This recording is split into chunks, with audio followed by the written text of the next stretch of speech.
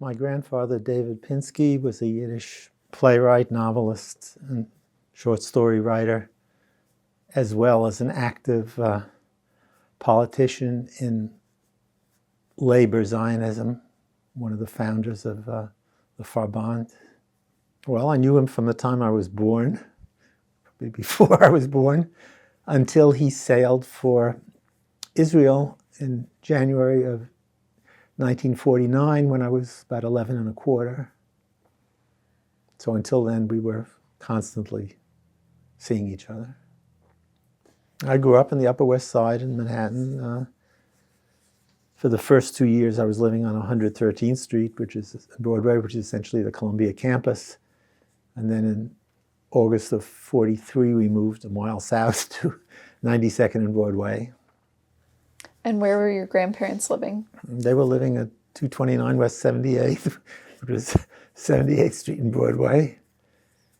It was an apartment. It was a spacious apartment with a maid's room in back. They had a long-term maid, Ida, kind of managed things. By that time, my grandmother had had a disabling stroke in about 1946. She could still speak and write, but she was confined to a wheelchair. And we were, as I remember, we used to see them frequently. It might have been weekly. I remember having breakfast or brunch there every Sunday. I remember the tea in the big glasses. When you think of him, what features come to mind? What image comes to mind? I guess you could call him grandfatherly.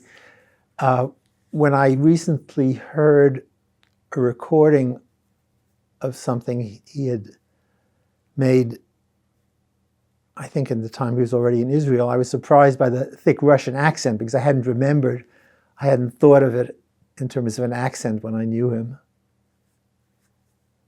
It was not a Yiddish accent.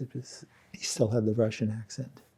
Obviously very outgoing and caring and loving and